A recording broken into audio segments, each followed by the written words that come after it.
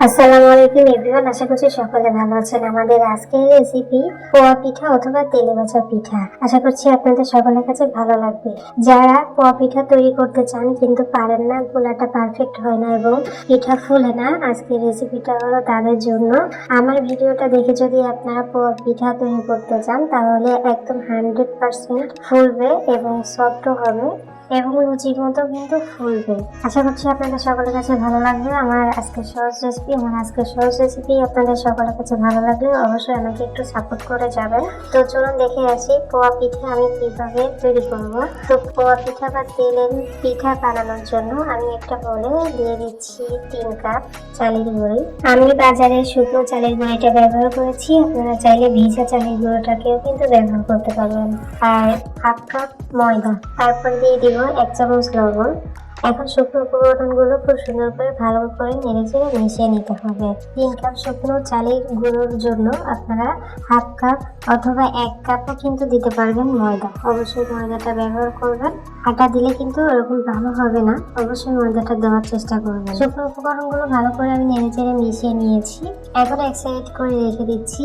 আমি এক সাইড করে রেখে দেওয়ার পর একটা পাত্রে দিয়ে দিচ্ছি 1 কাপ গুড়, আর গুড়ের সঙ্গে দিয়ে দিচ্ছি হালকা কুসুম গরম পানি 2 কাপ। আমি এখানে 1 কাপ গুড় ব্যবহার করব আমার পিঠার গোলাতে। আপনারা আরেকটু বেশি করেও কিন্তু গুড় ব্যবহার করতে পারেন। আমাদের ঘরে সবাই মিষ্টি একটু কম খাই, এই জন্য আমি 1 কাপ দিয়ে দিলাম। এখন দেখুন আমি খুব সুন্দর করে গুড়টাকে গুলিয়ে নিব। গুড়টাকে একদম অনবরত নেড়ে চেড়ে গুলিয়ে নিতে হবে। আর ভিতরে যদি কোনো দানা থাকে তাহলে হাত দিয়ে একটু চেপে দিলেই কিন্তু গুড়ের দানাগুলো ভেঙে যাবে। আমার গুড়টা যখন ভালো করে পানির সঙ্গে মেশানো হয়ে গেছে তখন আমি একটা ছাঁকনির মধ্যে দিয়ে আমি ছেঁকে নেব। গুড়ের পানিটা ছেঁকে নেওয়ার কারণ হচ্ছে গুড়ের মধ্যে অনেক ময়লা থাকে, তো আমাদের পিঠার ভিতরে যাতে ওই গুড়ের ময়লাটা না যায় সেটার জন্য আমি গুড় ছেঁকে নিচ্ছি। আপনারাও কিন্তু চাইলে ছেঁকে নিতে পারেন। তো দেখতে পাচ্ছেন আমি ডাইরেক্ট একদম যে শুকনো উপকরণগুলো আমি রেখেছিলাম সেই শুকনো উপকরণের মধ্যে আমি ডাইরেক্ট পানিটা দিয়ে দিচ্ছি, গুড়ের পানিটা। আর দেখতে পাচ্ছেন প্রথম পর্যায়ে দেওয়ার পর আমি হাত দিয়ে একটু মেখে নিয়েছি চটকিয়ে। তারপর আমি এখানে বাকিটাও দিয়ে দিব, বাকি গুড়ের পানিটাও দিয়ে দিব। আর আপনারা দেখতে পাচ্ছেন যে গুড়ের ভিতরে কত ময়লা, আমি আপনাদেরকে দেখিয়ে দিচ্ছি। দেখুন, দেখতে পাচ্ছেন আশা করছি। গুড়ের মধ্যে কিন্তু এরকম অনেক ময়লা থাকে, তো আপনারা একটু সেঁকে নিলে কিন্তু পেটে যাবে না এবং পেট নষ্ট হবে না এই আর কি। তো দেখতে পাচ্ছেন আমি 2 কাপ গুড়ের পানির সঙ্গে আমি শুকনো উপকরণগুলো খুব সুন্দরভাবে মিশিয়ে নিয়েছি। আর এই কাজটা আমি হাত দিয়েই করছি। হাত দিয়ে আমি পিঠার ব্যাটারটাকে তৈরি করে নিচ্ছি। তো আপনারাও কিন্তু এরকম করে খুব সুন্দর করে পিঠার ব্যাটারটা তৈরি করে নেবেন।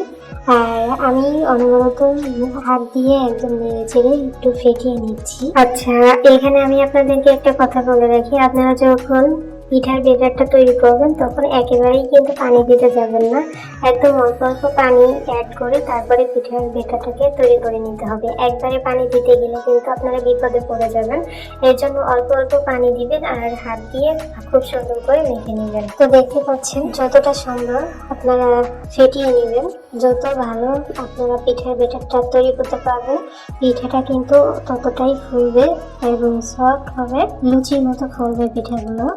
তো দেখতে পাচ্ছেন আমার মনে হচ্ছিল আরেকটু পানির প্রয়োজন, তো আমি আরেকটু পানি দিয়ে দিলাম। যে আমি পিঠার ব্যাটারটাকে একটু রেস্টে দিব তার জন্য আমি আরেকটু পানি দিলাম। তবে আপনারা একটু যদি রেস্টে না দিতে চান তাহলে কম করেও কিন্তু দিতে পারেন। 1/2 কাপেরও হাফ পানি দিয়ে আমি আবার খুব সুন্দর করে নেড়েচেড়ে মিশিয়ে নিলাম। মিশিয়ে নেওয়ার পর আমি এখানে রেস্টে রেখে দিব প্রায় আধা ঘন্টা মতো আমি রেখেছিলাম। আপনারা চাইলে 10 মিনিটও কিন্তু কাজটা কমপ্লিট করে নিতে পারেন। তো আমি আবারও চলে এসেছি, দেখতেই পাচ্ছেন আধা ঘন্টা পর আমি চলে এসেছি। আর পিঠার ব্যাটারটা আবারও খুব সুন্দর করে অনবরত নেড়েচেড়ে নিতে হবে। আর পিঠার ব্যাটারটা কেমন হবে আপনারা দেখেই হয়তো বুঝতে পারছেন, ভিডিওর মধ্যে যেটা দেখতে পাচ্ছেন এইভাবে কিন্তু আপনাদেরকে পিঠার ব্যাটারটাকে তৈরি করে নিতে হবে, তাহলে কিন্তু আপনাদের 100% পোয়া পিঠাটা হবে। আর পিঠার ঘনত্বটা কতটা হবে সেটাও আমি আপনাদেরকে দেখিয়ে দিচ্ছি, আশা করি দেখতে পাচ্ছেন। তো পিঠার ব্যাটারটা যখন আমাদের খুব সুন্দরভাবে রেডি হয়ে গেছে তখন চলে এসেছি চুলায় একটা কড়াই বসিয়ে দিয়ে কড়াইটাকে ভালো মতো গরম করে এখানে দিয়ে দিতে হবে পরিমাণ মতো তেল। আর তেলটা এমনভাবে দিতে হবে যাতে পুরো পিঠার ব্যাটারটা তেলের নিচে থাকে, এরকম ভাবেই কিন্তু দিতে হবে। তেলে ভাজা বা পোয়া পিঠা কিন্তু ডুবো তেলে ভাজতে হয়, তো অবশ্যই আপনারা ডুবো তেলে কিন্তু পিঠা ভেজে নেবেন। তো আমি এখানে তেলটা গরম করে তারপর আমি পিঠার ব্যাটার এখানে দিয়ে দিচ্ছি। আমি মেজারমেন্ট কাপ দিয়ে মেপে দিচ্ছি। আপনারা যদি যে কোনো সাইজের বাটি করে পিঠার গুঁড়াটা তেলের মধ্যে দেন তাহলে সব পিঠাগুলো কিন্তু এক সাইজের হবে, দেখতে খুবই সুন্দর লাগবে। আর চুলার আঁচটা একদম হাই থেকে মিডিয়াম আছে আপনাদেরকে পিঠাগুলো ভেজে নিতে হবে। দেখবেন পিঠা যখন হয়ে যাবে তখন নিচে থেকেই উঠে চলে আসবে তেলের উপর। আপনারা ভিডিওতে দেখতে পাচ্ছেন পিঠা আমার হয়ে একদম ফুলে ডাবল হয়ে গেছে এবং তেলের উপরে ভেসে উঠেছে। তো একটা পিঠাও কিন্তু খুব নাড়তে হবে না, নিচে থেকেই পিঠা উঠে চলে আসবে। আর তেলটা কতটুকু গরম হবে আশা করছি আপনারা ভিডিওতে দেখে বুঝতে পারছেন। পিঠা তৈরি করার জন্য তেলটাকে কিন্তু এরকম ভাবেই গরম করে নিতে হবে।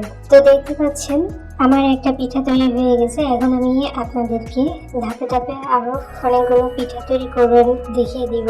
আর এই পিঠা বানাতে সর্বোচ্চ 1 মিনিট সময় লাগবে। একটা পিঠা 1 মিনিটেরও কম সময় লাগবে আপনাদেরকে তৈরি করতে। তো আশা করছি আপনারা সকলে বুঝতে পারছেন। তো দেখতে পাচ্ছেন আমার পিঠাগুলো কিন্তু তৈরি হয়ে গেছে। এখন আমি আপনাদেরকে পরিবেশন করে দেখাচ্ছি যে আমার পিঠাগুলো কেমন হয়েছে। আমি এখানে গুড়টা একটু কম ব্যবহার করেছি, এজন্য পিঠার কালারটা ওরকম ভালোভাবে দেখা যাচ্ছে না। তবে আপনারা যারা মিষ্টি একটু বেশি খান আপনারা আরো হাফ কাপ গুড় কিন্তু ব্যবহার করতে পারেন, সেক্ষেত্রে আপনাদের পিঠার কালারটা কিন্তু আর একটু গাঢ় হবে। আশা করি আপনাদেরকে আমি বোঝাতে পেরেছি। আর আমি আপনাদেরকে একটা পিঠা ছিঁড়েও দেখাচ্ছি যে পিঠার ভিতরে কতটা সুন্দর হয়েছে। মাশাআল্লাহ, একদম ফুলের মতো দেখা যাচ্ছে, খুব লোভনীয় লাগছে। যারা পিঠা তৈরি করতে পারেন না, পাকন পিঠা বা তেলে ভাজা পিঠা বা পোয়া পিঠা, অবশ্যই আমার এই রেসিপিটা দেখে আপনারা অবশ্যই তৈরি করবেন বাড়িতে। আর অবশ্যই আমাকে কমেন্টস করে জানাবেন যে আমার আজকের সহজ রেসিপি আপনাদের সকলের কাছে কেমন লাগলো। ফাইনালি আমার আজকের রেসিপি এতটুকুই। সবাইরা ভালো থাকবেন, সুস্থ থাকবেন। আমাদের পরবর্তী ভিডিও দেখার আমন্ত্রণ জানিয়ে আজ এখানে বিদায় নিচ্ছি। আল্লাহ হাফেজ।